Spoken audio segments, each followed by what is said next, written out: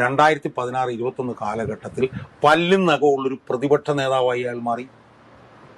നമ്മള് രമേശിന്റെ പ്രതിപക്ഷ നേതൃസ്ഥാനത്തിന്റെ പ്രാധാന്യം രമേശിന് പോലും ബോധ്യമായിട്ടുണ്ടെന്ന് എനിക്ക് സംശയമുണ്ട്. പ്രതിപക്ഷ നേതാവ് വിജയിക്കുന്നത് ഭരണം പിടിച്ചെടുക്കുന്നതിലൂടെ അല്ല, അതവിടെ നിൽക്കട്ടെ. ഞാൻ പറഞ്ഞു വരുന്നത്, ഇപ്പൊ പിണറായി വിജയനെ നമ്മൾ അടയാളപ്പെടുത്തുന്നത് എങ്ങനെയാണ് സോമനെ?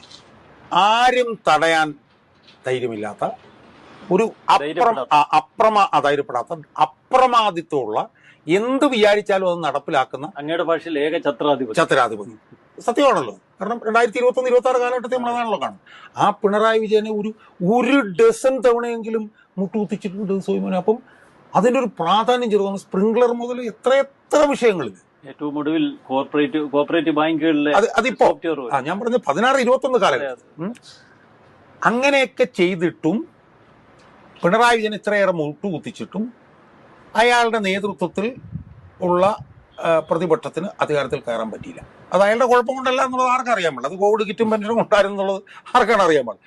എന്നിട്ട് 21-16 എന്ന് മാത്രമല്ല, അന്ന് കേരള കോൺഗ്രസ് മാണി വിഭാഗത്തെ പിളർത്തിവിട്ടു. വലിയ മുസ്ലിം ജനസാമാന്യ സമുദായം.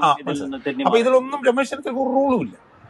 എന്നിട്ട് 21 MLA-മാരിൽ 16 MLA-മാരും രമേശ് ചെന്നിത്തലയുടെ പേര് നിർദ്ദേശിച്ചിട്ടും അദ്ദേഹത്തോട് പോലും പറയാതെ, ഇംഗ്ലീഷിൽ പറഞ്ഞാൽ അൺസെറിമോണിയസ് ആയി അദ്ദേഹത്തെ പ്രതിപക്ഷ നേതൃസ്ഥാനത്ത് മാറ്റി.